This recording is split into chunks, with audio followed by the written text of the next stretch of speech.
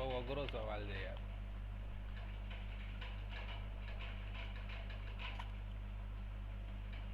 Gudni ખબર નથી. How to become a homeopath. તો હોમિયોપેથ બનવા માટે તમારે ઓર્ગેનન, મટીરિયા મેડિકા અને થિયરી ઓફ ક્રોનિક ડિસીઝ હનીમેનના આટલા જે લિટરેચર છે એ લિટરેચર વાંચવા જોઈએ, એને પચાવવા જોઈએ, એને જીવનમાં ઉતારવા જોઈએ. અને સૌથી અઘરું, સત્ય ઉપર ચાલવાની તમારી ત્રેવડ હોવી જોઈએ. તમારા મિત્રો જે પાસ થશે એ બધા પાસ થઈને 2 વર્ષમાં મસ્ત ક્લિનિક જામી જશે, ગાડી લઈ લેશે, લગ્ન થઈ જશે, સેટલ થઈ જશે. અને તમારે જો સત્યના માર્ગે ચાલવું હશે તો તમે એ બધું નહીં કરી શકો. એટલે એ દરમિયાન પણ તમારે સહન કરવાની શક્તિ હોવી જોઈએ. અને આ 3 લિટરેચરને પચાવી અને પ્રેક્ટિસમાં ઉતારવા જોઈએ. આપણે જેટલું પણ કરી રહ્યા છીએ એટલું જો તમે આરામથી કરશો તો તમે હોમિયોપેથ બની જશો. ગુડ ઓર બેડ એવું જજ કરતા મને નથી આવડતું. કારણ કે મને ખબર જ નથી કે ગુડ હોમિયોપેથ કોને કહેવાય, બેડ હોમિયોપેથ કોને કહેવાય. I don't know.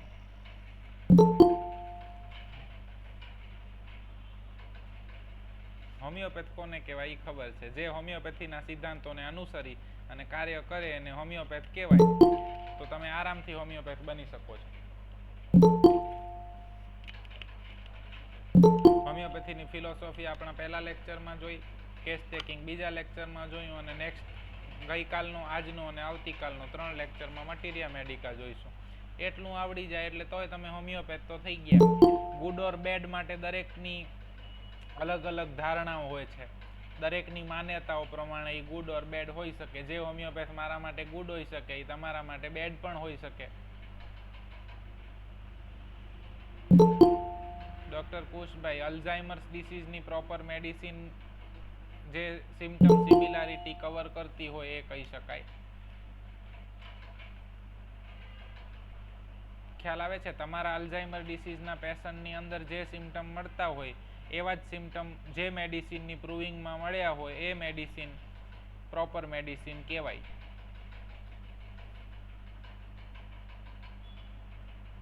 ક્લિયર?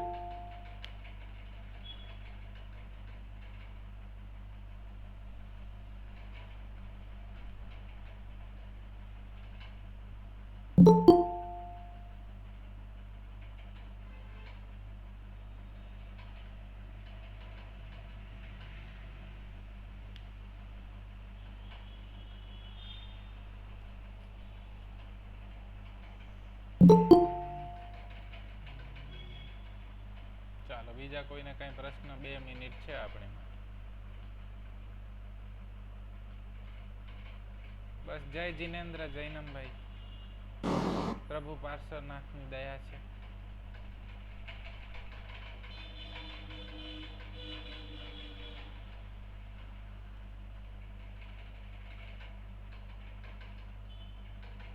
બે મિનિટ છે. કોઈને કાંઈ પૂછવું હોય તો તમે વહેલા જોઈન થયા છો તો તમારા માટે આ ટાઈમનો કંઈક સદુપયોગ થાય. હર હર મહાદેવભાઈ.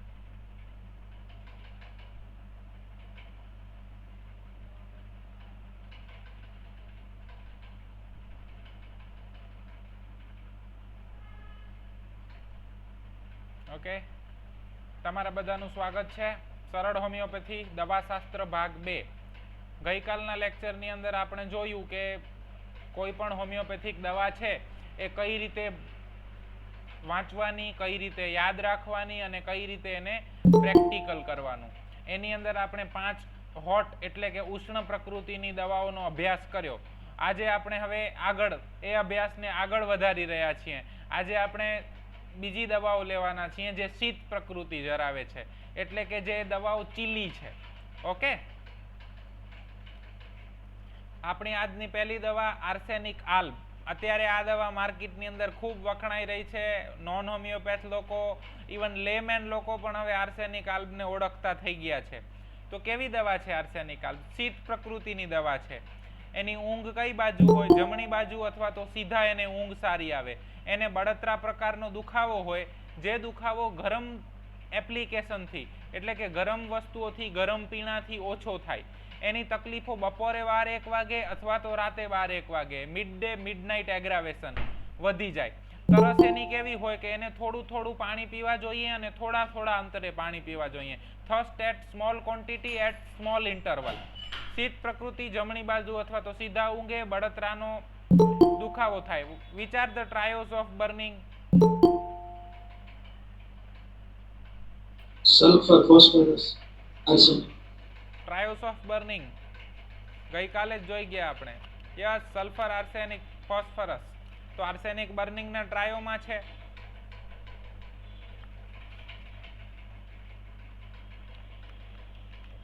બધી જ તકલીફો બપોરે 12-1 વાગે અથવા તો રાતે 12-1 વાગે વધી જાય.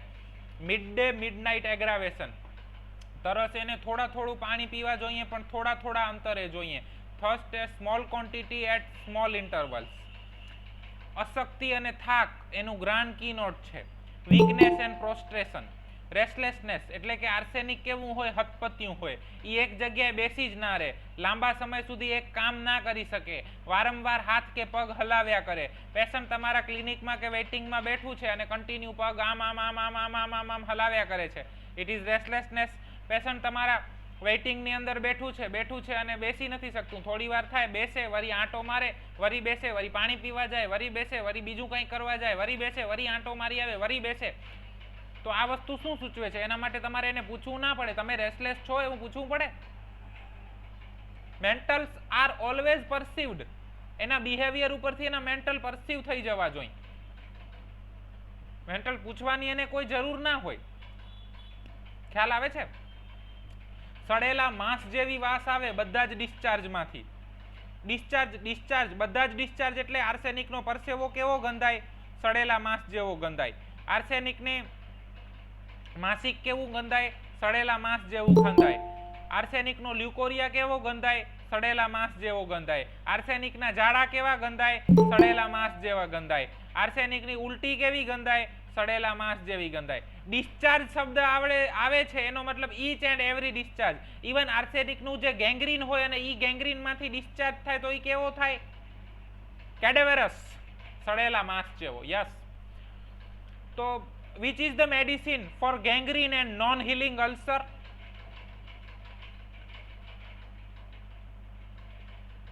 નોન હિલિંગ અલ્સર હોય એટલે એ જગ્યાએ ગેંગ્રીન થાય. ગેંગ્રીન થાય એટલે કાળું કાળું પડી જાય અને એમાંથી પ્રવાહી નીકળતું હોય અને સડેલ માંસ હોય, એ માંસ સડી ગયું હોય એટલે સડેલા માંસ જેવી કેડેવરસ ઓર્ડર આવે તો કઈ દવા આપવાની?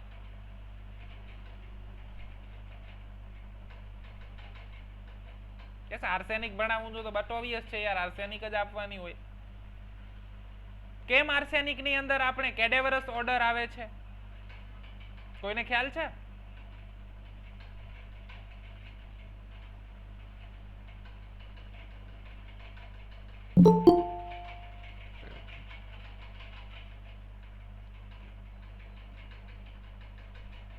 વિચાર the indication doctor Mansi for કેલેન્ડ્યુલા.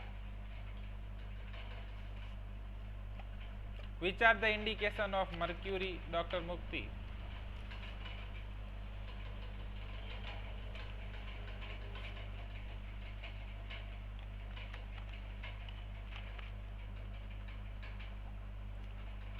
કેડેવરસ smell કેમ આવે છે?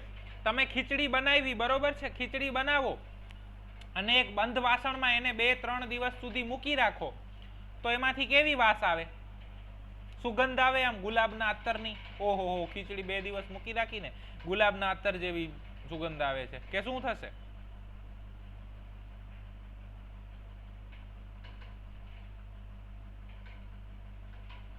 યસ, વાસ આવશે ને, સડી જશે, સડાની વાસ આવશે. સડો એટલે કેડેવરસ ઓર્ડર. તો એવી જ રીતે આર્સેનિકની અંદર ફૂડ પોઈઝનિંગ થાય અને આ મેડિસિન ત્યારે યુરોપની અંદર પ્રૂવ કરવામાં આવી હતી અને યુરોપની અંદર મોટાભાગે માંસનું સેવન વધારે થતું હોય છે એટલે ફૂડ પોઈઝનિંગમાં આર્સેનિકની બહુ જ સારી ઇફેક્ટ છે. એટલે આર્સેનિક પ્રૂવિંગ દરમિયાન પેશન્ટોએ જે માંસ ખાધું એ માંસ પચતું નથી અને પચતું નથી તો શું થાય છે?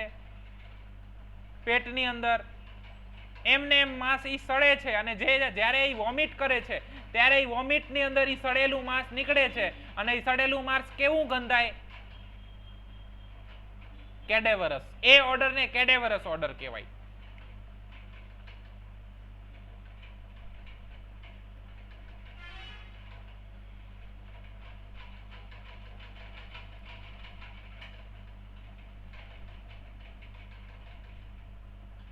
ખ્યાલ આવે છે?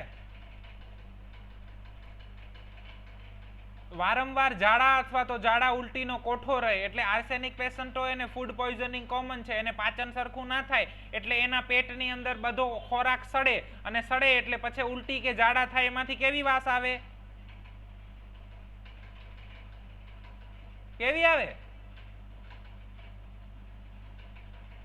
કેડેવરસ આવે ને યાર, બધા જ ડિસ્ચાર્જ. ચામડીના રોગો જેવા કે ના મટતા અને ના રૂજાતા ચાંદા, અસ્થમા, એલર્જી, દમ, ઝાડા, ઉલટી વગેરે જેવી દવાઓમાં ઉપયોગી છે. આર્સેનિક કેવું હોય? ગભરું હોય, ચિંતાતુર હોય, રૂપિયાની, પરિવારની, લોકોની, આરોગ્યની, પોતાની બધી જ ચિંતા રહે. શંકાશીલ હોય, પોતાના બરોબર થવા પર પણ એને શંકા હોય, મૃત્યુનો ભય લાગતો હોય અને predict the time of the death. આ બેઉ કાંટા ભેગા થશે ને એ ટાઈમે હું મરી જઈશ. સ્વાર્થી હોય અને આત્મઘાતી હોય. આમાંથી કોઈ પણ 3 સિમ્ટમ મળે પછી પેશન્ટને કોઈ પણ તકલીફ હોય, કફથી કેન્સર સુધી, you can prescribe arsenic alb. Clear? Arsenic સમજાય છે? અત્યારે બહુ બધી માર્કેટમાં છે.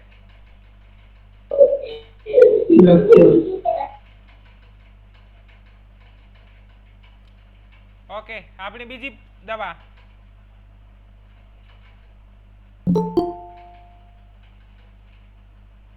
ઓકે, આર્સેનિક ને બીક હોય, ચિંતાવાળો સ્વભાવ હોય, ગભરું હોય.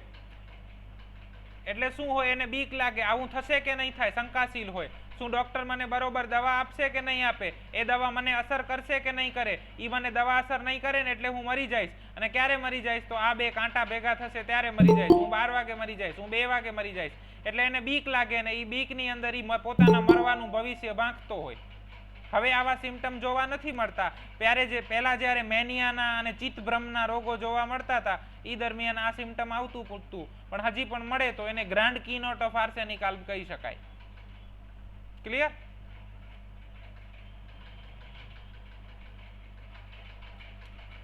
આપણી બીજી દવા છે કેલ્કેરિયા કાબ. ફરીથી શીત પ્રકૃતિની એટલે કે ચીલી દવા છે. એની તકલીફો ઠંડકથી વધે, એને ઠંડી ના ગમે, શિયાળામાં એને તકલીફો વધી જાય, ઉનાળો એને ગમે, એને ગરમ વાતાવરણ ગમે, એને ઓઢવા વધારે જોઈએ, એને પંખો ઓછો જોઈએ. ખ્યાલ આવી ગયો? શીત પ્રકૃતિની હોય, તરસ સારી હોય, લાંબા લાંબા અંતરે પાણી પીવે, તકલીફો બધી જ ડાબી બાજુથી શરૂ થાય અને જમણી બાજુ તરફ જાય. જાડા પાડા અને બટેકા જેવા લોકો હોય એટલે ફેર, ફેટ અને ફ્લેબી લોકોની અંદર કેલ્કેરિયા કાબની અસર બહુ સારી જોવા મળે છે. ઠંડીથી એને વધારે તકલીફ થાય અથવા તો વારંવાર ઠંડી લાગી જાય. શરદી ઉધરસનો કોઠો હોય, જરાક ઠંડીથી એને તરત જ શરદી થઈ જાય. Tendency to take cold easily. ઈંડા છે, ચોક છે, માટી છે એવી વસ્તુઓ ખાવાની ઈચ્છા થાય એટલે કે અનડાયજેસ્ટેબલ થિંગ્સ ડિઝાયર. મીઠાઈ વધારે ભાવે, કબજિયાતનો કોઠો હોય, જાજરૂ જવાની ઈચ્છા જ ના થાય. આનું કબજિયાત કેવું હોય? કેલ્કેરિયાનું કોન્સ્ટિપેટેડ બટ હેપી. એને કોઈ ફરિયાદ નથી કે મને કબજિયાત છે. 2 દિવસ 3 દિવસ સુધી ઈચ્છા જ ના થાય. એને પરસેવો થાય અને પરસેવામાંથી ખાટી વાસ આવે. આર્સેનિકના પરસેવામાંથી કેડેવરસ સડેલી વાસ આવે, જ્યારે કેલ્કેરિયાના પરસેવામાંથી ખાટી વાસ આવે.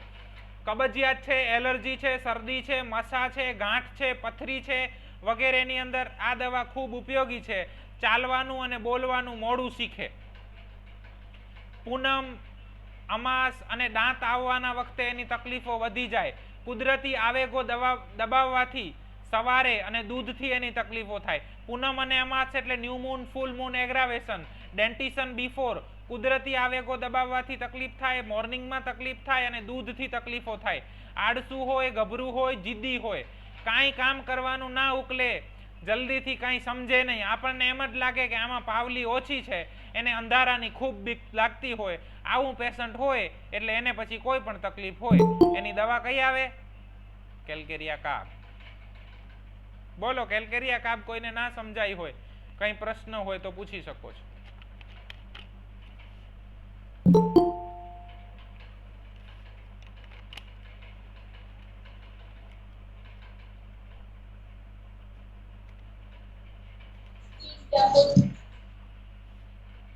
કોઈને કઈ પ્રશ્ન કેલ્કેરિયાની અંદર? આમાંથી કોઈ પણ 3 સિમ્ટમ મળે, જરૂરી નથી કે કેલ્કેરિયાનું દરેક પેશન્ટ ફેર ફેટ ફ્લેબી હોય, પણ ફેર ફેટ ફ્લેબી પ્લસ બીજા બે સિમ્ટમ હોય તો કેલ્કેરિયા આપી શકાય. બાકી કેલ્કેરિયા લીન એન્ડ થીનમાં પણ કામ આવશે.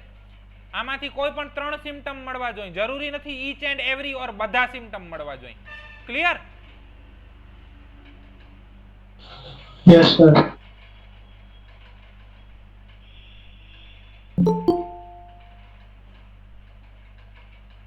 રીઝન કંઈ પણ હોઈ શકે. જો એને અનડાઇજેસ્ટેબલ ફૂડ ખાવાની ઈચ્છા થાય છે, it is indication of calcarea કાબ.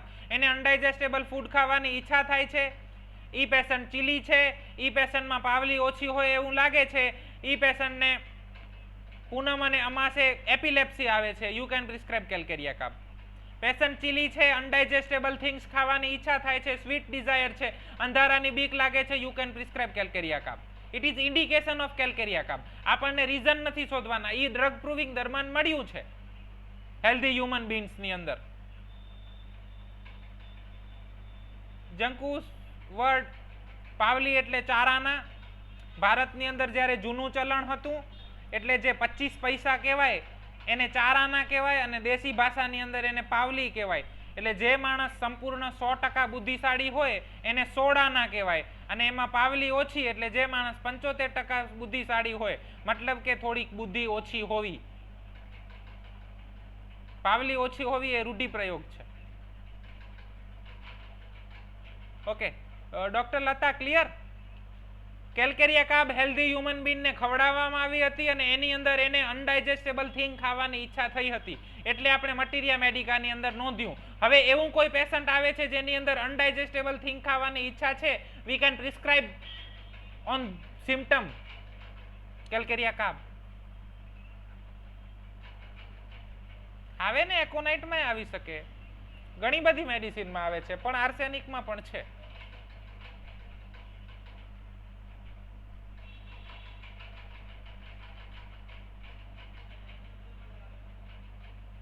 Okay, clear? Calcarea. આના પછીની દવા છે કોસ્ટિકમ. ચીલી છે, શીત પ્રકૃતિની દવા છે.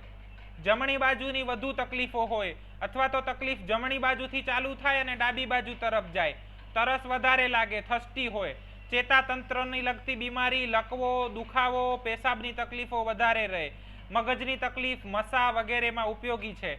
એક સ્નાયુ કે એક ભાગનો લકવો, દાખલા તરીકે ફેશિયલ પેરાલિસિસ, બેલ્સ પાલ્સી, અથવા તો બળી ગયા, દાઝ્યા પછીની તકલીફો હોય, બર્ન પછીની, સેકન્ડ ડિગ્રી બર્ન પછીની દવા સ્પેસિફિક કોસ્ટિકમ. બાળક ચાલતા મોડું શીખે. સી કેલ્કેરિયા કાબની અંદર બાળક ચાલતાય મોડું શીખે છે અને બોલતાય મોડું શીખે છે, જ્યારે કોસ્ટિકમની અંદર બાળક ચાલતા મોડું શીખે છે. કેલ્કેરિયા કાબની અંદર શું હોય છે? એને બોનની વીકનેસ હોય છે, જ્યારે કોસ્ટિકમની અંદર શું હોય છે? એની નર્વસ વીકનેસ છે. એના હિસાબે આવી રીતે ડ્રગ ડિફરન્સિએશન થઈ શકે. Calcarea carb is medicine for CP child or premature birth,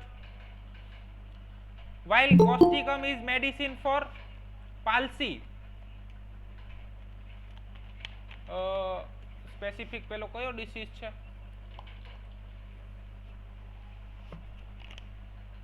જેની હજી બહુ કંઈ ક્યોર નથી.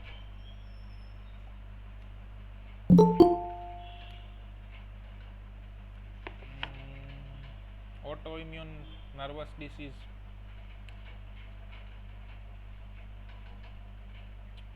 નર્વસ ડિસીઝ ની અંદર કોસ્ટિકમ નું ઇન્ડિકેશન જોવા મળે. મને નામ યાદ નથી આવી રહ્યું અત્યારે. MS.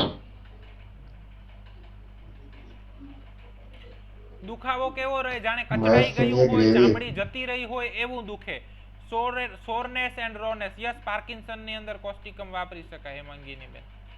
રોનેસ અને સોરનેસ.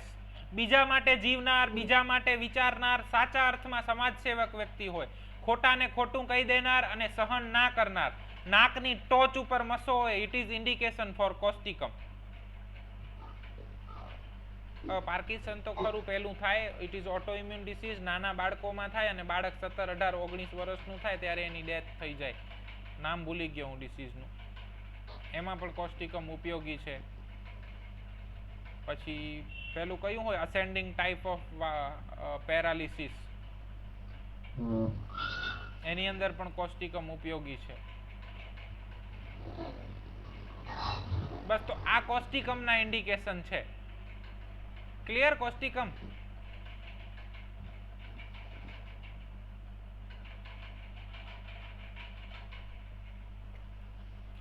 શીત પ્રકૃતિ, ચીલી પેશન્ટ, જમણી બાજુની તકલીફ, ચેતાતંત્રને રિલેટેડ, મગજને રિલેટેડ, મસા, સ્નાયુનો લકવો, ફેશિયલ પાલ્સી, બળી ગયા પછીની તકલીફ, બાળકનું ચાલતા મોડું શીખવું, વારંવાર પેશાબ જવું અથવા તો ટીપે ટીપે પેશાબ આપવું અને પેશાબ ઉપર કાબુ ના રાવો, દુખાવો કચડાઈ ગયો હોય, ચામડી જતી રહી હોય એવું રોનેસ અને સોરનેસ, એટલે કે તમારી ચામડી નીકળી ગઈ હોય ને પછી આમ પવનનું ઝોકું આવે ને આમ કેવો દુખાવો થઈ જાય, જણજણાટી થઈ જાય, બસ કોસ્ટિકમનું દરેક પેઇન એવું હોય. બીજા માટે જીવનાર, બીજા માટે વિચારનાર, સાચા અર્થમાં સમાજ સેવક લોકો હોય, ખોટું ને ખોટું કહી દે અને નાકની ટોચ ઉપર મસો હોય, ડિસીઝ કોઈ પણ હોય, you can prescribe causticum. Clear?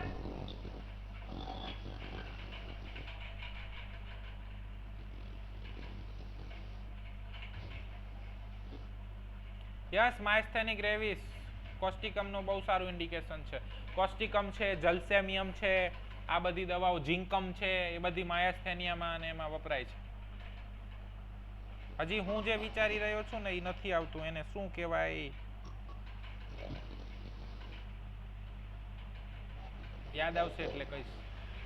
એના પછીની આપણી નેક્સ્ટ દવા છે નક્ષ-વોમિકા. શીત પ્રકૃતિની દવા છે, ચીલી છે, તરસ વધારે છે, સેન્સિટિવ છે, વાસ, તાપમાન, અવાજ વગેરેથી એની તકલીફો વધી જાય. બીડી, સિગરેટ, દારૂ, ગાંજો, ચા વગેરે જેવા નશાકારક દ્રવ્યો લેવાની ઈચ્છા થાય. વારંવાર જાજરૂ જવાની ઈચ્છા થાય પરંતુ થોડુંક આવે અને સંતોષ ના થાય. વારંવાર જાજરૂ જવાની ઈચ્છા થાય, થોડુંક આવે અને સંતોષ ના થાય. જ્યારે કેલ્કેરિયાની અંદર શું હતું, એને જવાની ઈચ્છા જ ના થાય, બેવ આવીને એમ કહેશે કબજિયાત છે. પણ આવી રીતે તમે એને ડિફરન્શિએટ કરી શકો. બીડી, સિગરેટ, દારૂ, ગાંજો, ચા જેવા નશાકારક દ્રવ્યો લેવાની ઈચ્છા થાય, સેન્સિટિવ હોય, વાસ, તાપમાન, અવાજ વગેરેથી એની તકલીફ વધી જાય છે. શીત પ્રકૃતિની દવા છે અને થસ્ટી છે. એને હંમેશા ઓઢવા જોઈએ સાહેબ, શિયાળો હોય, ઉનાળો હોય, ચોમાસો હોય, મને તો ઓઢવા જોઈએ જ. શરદી છે, નાના બાળકોની તકલીફ છે, એલર્જી છે, નાક બંધ થઈ જતું હોય, હું ઉલટી કરીશ ને તો મને સારું લાગશે, શ્વાસની તકલીફમાં વાછૂટ થવાથી મને સારું લાગશે, ઉલટી થવાથી આરામ થવો, વાછૂટ થવાથી આરામ થવો, સાંજના સમયે ઊંઘ આવે અને સીધા જ સારી ઊંઘ આવે, બેઠાડું જીવન હોય, જાતીય સંબંધો અને નશાકારક દ્રવ્યોથી તકલીફો વધે પણ છતાં એને ઈ જ ખાવાની ઈચ્છા થાય. ખાવામાં એને મસાલાવાળી તીખી વસ્તુ વધારે ભાવે, ગુસ્સાવાળો સ્વભાવ હોય, નાની નાની વાતમાં ગુસ્સે થઈ જાય, કામ બરાબર જોઈએ, ઇન્ડસ્ટ્રીયસ પર્સન હોય, ગરીબ થઈ જવાની બીક લાગતી હોય અને આત્મઘાતી હોય, આવું હોય એને તકલીફ કાંઈ પણ હોય, તમે એને નક્ષ-વોમિકા આપી શકો. આ પ્રાઇમરી ઇન્ડિકેશન છે. જેમ તમારા પ્રેક્ટિસની અંદર તમારા રીડિંગથી તમને ઇન્ડિકેશન મળે એમ ઇન્ડિકેશન વધારતા જવાના, એમ તમારી દવાઓ વધશે અને તમારા ઇન્ડિકેશન વધશે. Homeopath is life time student, એને આખી જિંદગી શીખવાનું જ છે. જેમ નવા ઇન્ડિકેશન શીખતા જઈએ એમ નવી નવી મેડિસિનો આવડતી જાય, અલગ અલગ ડિસીઝમાં અલગ અલગ મેડિસિનના અલગ અલગ ઇન્ડિકેશન મળે. આ મારી પ્રેક્ટિસમાં, અનુભવમાં ઇન્ડિકેશન્સ મળેલા છે, વેરીફાઈ થયેલા છે, એ ઇન્ડિકેશન છે જે રિઝલ્ટ આપે છે. નક્ષ-વોમિકા ક્લિયર?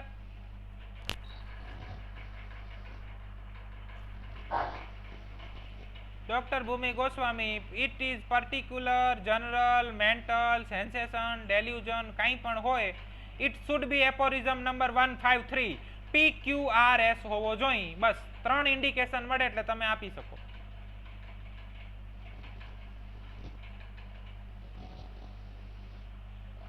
ક્લિયર? PQRS IMP છે, આઈધર પર્ટિક્યુલર હોય, ફિઝિકલ, જનરલ હોય કે મેન્ટલ હોય, PQRS મળવું જોઈએ. યસ, એવું લખેલું છે, suicidal tendency but afraid to die, but પેશન્ટની અંદર એવું કેમ જોવા મળે? એવું નથી મળતું. પેશન્ટ એમ કે હા સાહેબ મને પહેલા બિઝનેસમાં ફેલ ગયો ને ત્યારે આત્મહત્યાના વિચાર આવી ગયા હતા. પેશન્ટ ગુસ્સાવાળો છે, કામ બરાબર જોઈએ ને ખાવામાં મસાલાવાળું ભાવે છે, એને પછી હરસ મસા હોય કે બીજું કાંઈ હોય, મેડિસિન નક્ષ જ જાય. હોમિયોપેથી સરળ છે, કોમ્પ્લેક્સ કરવાની જરૂર નથી.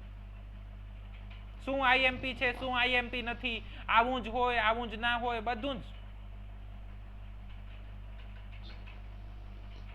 આપણે 3 પિક્યુલિયર સિમ્પટમ મળવા જોઈએ. 3 પિક્યુલિયર સિમ્પટમ મળ્યા એટલે તમે પ્રિસ્ક્રાઇબ કરી શકો છો. PQRS જોઈએ. હોમિયોપેથી સાવ સાદું, સરળ, સિમ્પલ, એકદમ છાસ જેવું છે, પી જવાનું. નક્ષભૂમિકા આવડી ગઈ બધાને?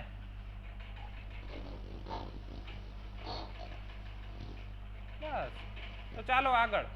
સેપિયા, શીત પ્રકૃતિની દવા, થસલેસ છે, ખૂબ ઓછી તરસ છે, તકલીફો ડાબી બાજુથી ચાલુ થઈને જમણી બાજુ તરફ જાય, જમવામાં ખાટું, મીઠું, માખણ વધારે ભાવે, મીઠું એટલે ગળ્યું, અશક્તિ હોય એવું લાગ્યા કરે અને જાણે પેટમાંથી બધું નીચે પડી જશે એવું લાગે, દમ અને શ્વાસ નાચવાથી સારો થાય, કોઈ પણ તકલીફમાં નાચે એટલે એને આરામ મળે. હવે શ્વાસની તકલીફમાં આમ તો એને એક્સર્શન કરે એટલે એને તકલીફ વધવી જોઈએ, પણ સેપિયાની અંદર શ્વાસની તકલીફ નાચવાથી સારી થાય છે, એટલે ઇટ ઇઝ PQRS, ગ્રાન્ડ કીનોટ. બહુ બધી વખત પ્રસૂતિ થઈ હોય અથવા તો બાળક પડી ગયા હોય અથવા તો અબોર્શન થયા હોય અથવા તો કર્યા હોય અથવા તો એમટીપી કીટ ખાધી હોય, ખોરાકની સુગંધ અને જાતીય સંબંધના વિચાર માત્રથી એને ઉબકા આવી જાય, કારણ કે આટલી બધી પ્રસૂતિ થઈ છે એટલે એ જાતીય સંબંધથી ના વિચારથી પણ એને ઉબકા આવી જાય છે. જાતીય જિંદગીમાં એને કોઈ જ આનંદ ના રહ્યું હોય અને કોઈ ઈચ્છા પણ ના થતી હોય, ઠંડી ઋતુ, ઠંડા પાણી અને વધારે પડતા જાતીય સંબંધોથી એને તકલીફ થાય, નાચવાથી, કસરતથી, ઊંઘથી અને ગરમ વસ્તુઓથી આરામ મળે, માસિકની, ચામડીની, ગ્રંથિઓની વગેરેની તકલીફમાં એ ઉપયોગી છે. ઇન્ડિફરન્સ, કોઈની પણ એને પડી જ ના હોય, જે થયું તે મને શું, રડ કરવાનું, લાગણીઓ ધીમે ધીમે ગંઠાઈ જાય, ઓછી થઈ જાય, કોઈને એની સાથે તકલીફની સારું થઈ જશે કે એવી કોઈ વાત કરે તો એની તકલીફો વધી જાય, કોન્સોલેશન, એગ્રાવેશન, ઊંઘ એની ડાબી બાજુ હોય અથવા તો પેટ ઉપર હોય, તકલીફ એને કાંઈ પણ હોય, માસિક ઓછું આવતું હોય, વધારે આવતું હોય, ફાઇબ્રોઇડ હોય, ગાંઠ હોય, પીસીઓડી હોય, મેલાઝમા હોય, ભૂરા ડાઘ થઈ ગયા હોય, ખીલ થઈ ગયા હોય, કંઈ પણ તકલીફ હોય, આમાંથી 3-4 સિમ્પટમ મળે એટલે સેપિયા આપવાની, સેપિયા અસર આપે. ક્લિયર? સમજાય છે સેપિયા?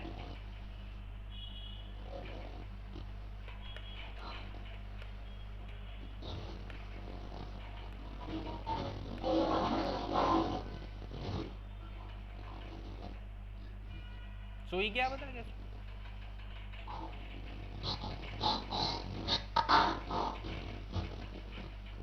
ઓકે, ફરીથી ટ્રાયોસ.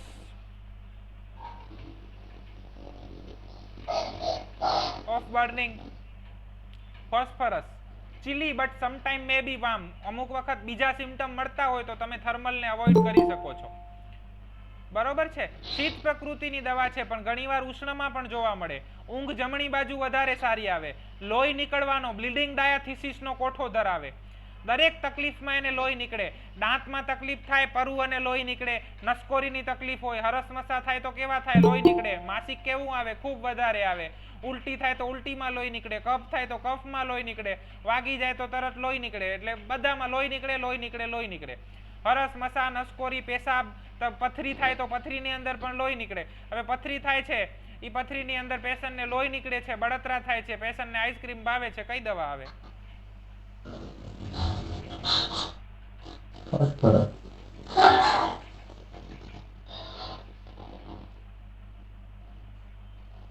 વાહ જામ સાહેબ, વાહ, ફોસ્ફરસ. બળતરા પ્રકારનો દુખાવો રહ્યા કરે, એને ઠંડી વસ્તુઓ, ઠંડા પીણા, આઈસ્ક્રીમ એ બધું ખૂબ જ ભાવે. Cold things desire. કંઈ પણ બીમારી થવાની હોય ને તો આની ભૂખ વધી જાય. સાહેબ તાવ આવવાનો હોય ને તો મને ખબર પડી જાય, મને ભૂખ જ ખૂબ લાગે. સવાર સાંજ તકલીફ વધી જાય, ભેજવાળા વાતાવરણમાં તકલીફ વધી જાય. તીખું અને નમકવાળું એને ખૂબ જ ભાવે. સ્વભાવ એનો મળતાવડો હોય, એના બહુ બધા મિત્રો હોય, મિત્રો સાથે વધુ ગમે, એકલા થઈ જવાની અને ભૂતની બીક લાગે, આવું હોય એને પછી બીમારી કાંઈ પણ હોય, મેડિસિન વિલ બી ફોસ્ફરસ. હરસ મસા, બગંદર, પથરી, ઇમ્પોટેન્સી, ઇરેક્ટાઇલ ડિસ્ફંક્શન, નસકોરી ફૂટવી, હાઇપરટેન્શન, ડાયાબિટીસ, ફાઇબ્રોઇડ, કંઈ પણ હોય, medicine will be phosphorus. Clear? ખ્યાલ આવી ગયો?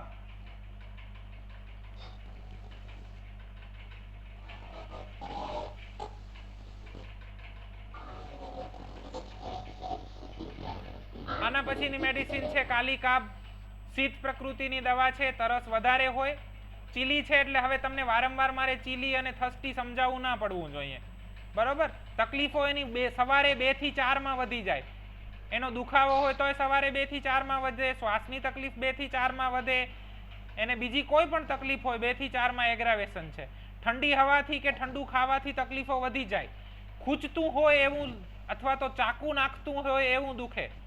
Puncture type of pain, pricking pain, ગળ્યું ખાવાનું વધારે ગમે, દુખાવો એટલો બધો વધારે હોય કે સ્પર્શ પણ એનાથી સહન ના થાય, કબજિયાત અને ઝાડા થતા રહે અને ગેસની તકલીફ વધારે થતી હોય.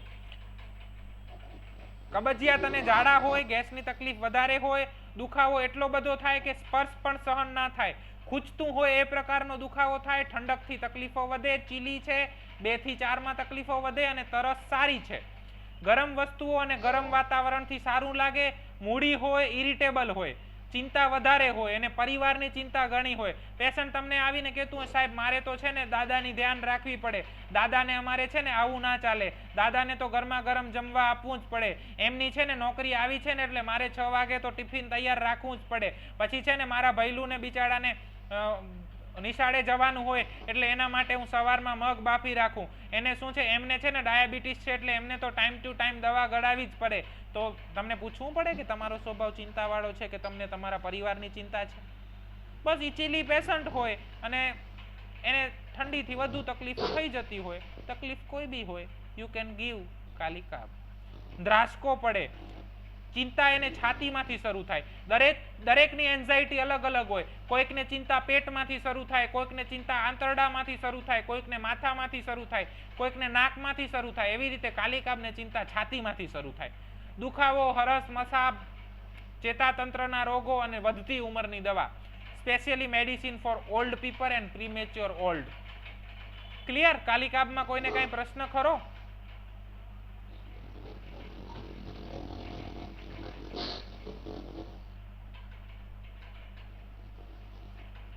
બીજી દવા ગ્રેફાઇટિસ. શીત પ્રકૃતિની દવા છે, તરસ વધારે હોય, ડાબી બાજુની તકલીફો વધારે હોય અથવા તો તકલીફોની શરૂઆત ડાબી બાજુ થાય અથવા તો ડાબી બાજુ પહેલે અને પછી જમણી બાજુ થાય અથવા તો ડાબી બાજુ વધુ ને જમણી બાજુ ઓછી હોય. ઉંમરવાળાઓની દવા છે, મેનોપોઝ માટેની દવા છે. સેપિયા અને ગ્રેફાઇટિસ બેવ મેનોપોઝ પછી આપી શકાય. કાપા અને ચીરા માટેની દવા છે, ક્રેક્સ એન્ડ ફિશર્સ. ચામડી, મોં, જીભ એવી જગ્યા કે જ્યાં ચામડી અને મ્યુકસ ભેગા થાય છે, એટલે કે મોઢું છે, નાકનો ભાગ છે, પેશાબની જગ્યા છે, સંડાસની જગ્યા છે, વજાઇના, રેક્ટમ, યુરેથ્રા, એ બધી જ જગ્યાની તકલીફો માટે ગ્રેફાઇટિસ બહુ સારી દવા છે. વજન વધવાનો કોઠો હોય, ઓબેસિટી, ટેન્ડન્સી ડેવલપ ટુ, નાની નાની ચામડીની તકલીફોમાં રસી થઈ જાય, માસિકની અને શરીર ધોવાવાની તકલીફો રહે, બધી જ તકલીફ, ડિસ્ચાર્જમાંથી ખાટી વાસ આવે, ચામડી જાડી થઈ જાય, ખરજવું, સ્પેસિફિક ભીનું ખરજવું હોય જેમાંથી પાણી નીકળે અને ખાટી વાસ આવે, વધારે ઠંડી કે ગરમી અથવા તો ચામડીની તકલીફ કે કુદરતી આવેગો દબાવવાથી તકલીફ થાય. Complaint from excessive cold or excessive heat. હતાશ હોય, નિરાશ હોય, અમુક વાર હોટ પણ હોય અને અમુક વાર ચીલી પણ જોવા મળે છે. આમાંથી કોઈ પણ સિમ્પટમ મળતા હોય, 3 સિમ્પટમ મળે એટલે યુ કેન પ્રિસ્ક્રાઇબ ગ્રેફાઇટિસ. બોલો, આમાં કોઈને કાંઈ પ્રશ્ન હોય તો?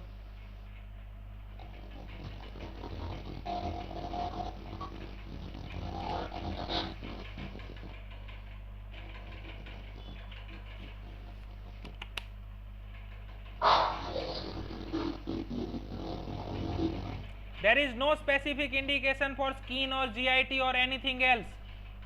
આ આખા જ ઇન્ડિકેશન છે જે મારી પ્રેક્ટિસમાં વેરીફાઈ થયા છે. આમાંથી કોઈ પણ 3 ઇન્ડિકેશન મળે એટલે તમે આપી શકો છો. જરૂરી નથી કે સ્કિન માટે મેડિસિન આપવાની છે તો સ્કિનના જ ઇન્ડિકેશન મળવા જોઈએ. કોઈ પણ 3 ઇન્ડિકેશન મળે એટલે તમે દવા આપી શકો છો.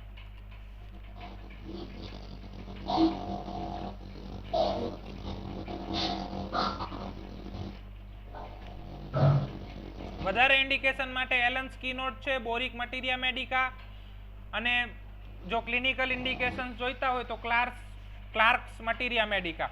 આની અંદરથી આપણે વધારે ઇન્ડિકેશન જોઈ અને યાદ રાખી શકીએ છીએ અને પછી પ્રેક્ટિસમાં વેરીફાઈ કરી શકીએ છીએ.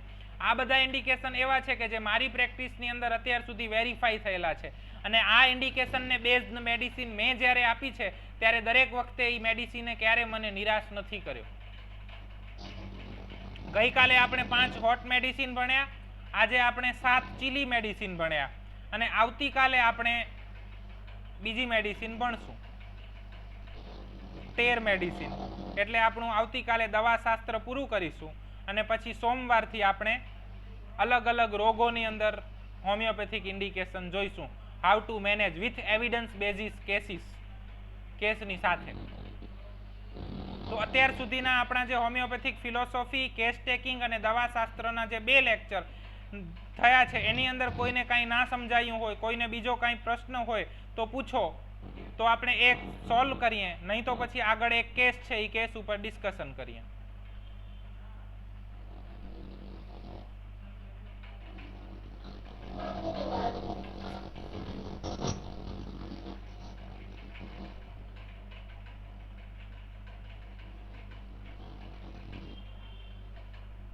કોઈને કાંઈ પ્રશ્ન નથી ને તો હું આગળ કેસ તરફ જાઉં છું.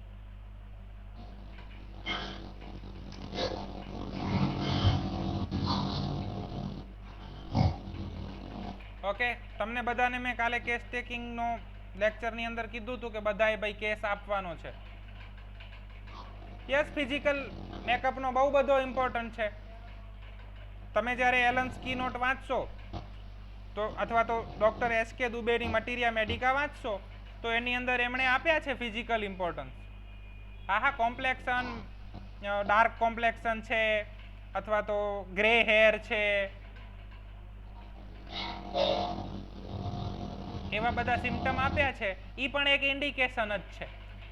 તમે જ્યારે 2 કે 3 મેડિસિન વચ્ચે કન્ફ્યુઝ હો અને જે ઇન્ડિકેશન તમને જો પેશન્ટનું ફિઝિકલ મેકઅપ મળતું હોય એ જે મેડિસિન સાથે મેચ થતું હોય તો તમે શ્યોરલી એ મેડિસિન આપી શકો. ક્લિયર ડોક્ટર ભૂમિ? હોમિયોપેથીની અંદર બધું જ ઇમ્પોર્ટન્ટ છે. તો તમારા બધામાંથી 2-3 જણાના કેસ આવ્યા છે, એમાંથી આ ડોક્ટર વૈશાલીનો કેસ છે. 31-year male have complaint of what on tip of nose, around mouth, inside of nostril, right hand and palm. lean thin patient છે, એબ્ડોમેન ઉપર ઊંઘે છે, સ્પાઇસી એન્ડ એગ ડિઝાયર અને ચીલી પેશન્ટ છે. મેન્ટલમાં આન્સર શોર્ટલી આપે છે અને સિંગલ વર્ડ્સમાં, ફ્યુ વર્ડ્સમાં આપે છે. અનકમ્ફર્ટેબલ ઇન ગેધરિંગ છે, બહારે જવાનું હોય, ઘણા બધા લોકોને મળવાનું હોય તો એ વ્યક્તિ ટાળે છે, એને મજા નથી આવતી. બટ આટલો કેસ છે, કઈ દવા આવે? આપણે ભણી ગયા એમાંથી જ આવશે. Yes doctor સાજુદ્દીન. કોસ્ટિકમ પછી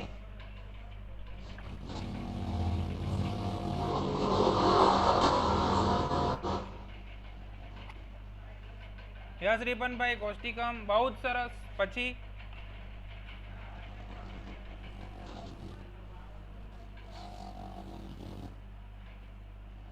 બીજા બધા કઈ દવા આપશો?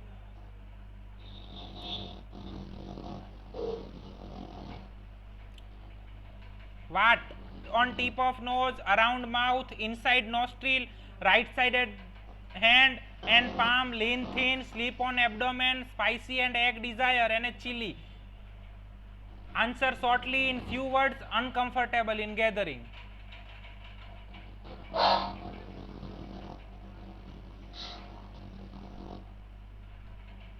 બોલો, 5 જ લોકોના રિપ્લાય આવ્યા છે. કઈ દવા આપવાની? કોસ્ટિકમ એન્ડ કેલ્કેરિયા, 2 લોકોના રિપ્લાય છે. બીજા કોઈને કશી જ નથી આપવી?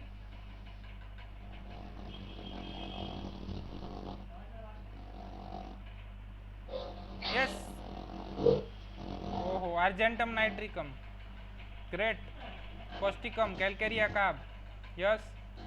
હવે કોસ્ટિકમના શું ઇન્ડિકેશન છે?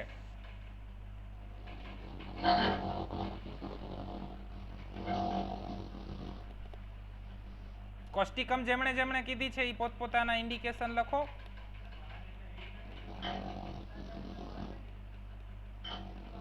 વાટ્સ ઓન ટીપ ઓફ નોઝ, એક ઇન્ડિકેશન ઉપર દવા આપી એને હોમિયોપેથી કહેવાય.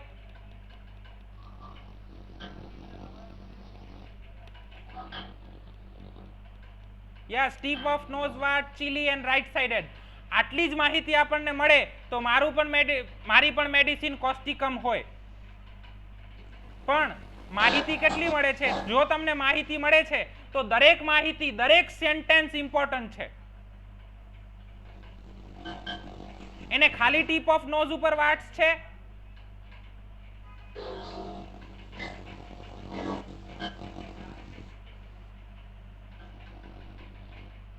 હા, ખાલી ટીપ ઓફ નોઝ ઉપર વાટ છે. ખાલી ટીપ ઓફ નોઝ ઉપર વાટ હોય તો it is indication of pure causticum. તો tip of nose wart chilly patient સીધી કોસ્ટિકમ જાય. ઇટ ઇઝ PQRS ના. પણ એને વાટ્સ ક્યાં ક્યાં છે? એને નોઝ ઉપર છે, અરાઉન્ડ માઉથ છે, ઇનસાઇડ નોસ્ટ્રીલ છે, રાઈટ હેન્ડ છે, પામ છે. એટલે એની પ્રકૃતિ વાટ્સની છે. એટલે આપણને મેડિસિન કેવી જોઈએ? જે પ્રકૃતિ જેની વાટ્સની હોય, જે એબડોમેન ઉપર સ્લીપ કરતી હોય, સ્પાઇસી અને એગ ડિઝાયર ધરાવતી હોય, ચીલી હોય, અનકમ્ફર્ટેબલ ઇન ગેધરિંગ હોય અને શોર્ટલી અને ફ્યુ વર્ડ્સમાં આન્સર આપતી હોય. કઈ મેડિસિન આવે?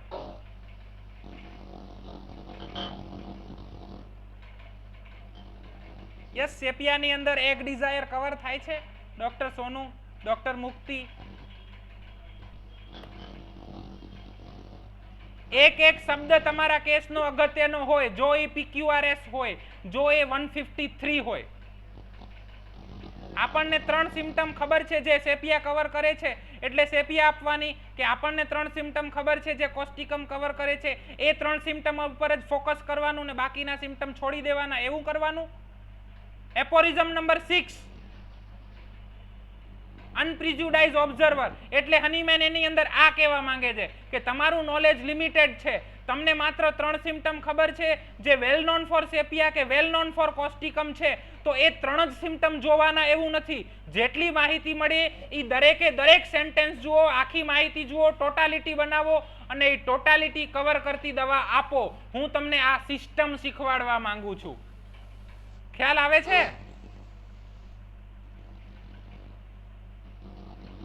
કેલ્કેરિયા કાબ, ચીલી છે, સ્પાઇસી અને એગ ડિઝાયર છે, એબડોમેન ઉપર સ્લીપ છે, વાટની પ્રકૃતિ કવર કરે છે. કેલ્કેરિયા કાબ સાય પેશન્ટ, ટિમિડ પેશન્ટ હોય એટલે ફ્યુ વર્ડ્સની અંદર જવાબ આપે અને બીજા બધા લોકો સાથે મળવાનું ટાળે.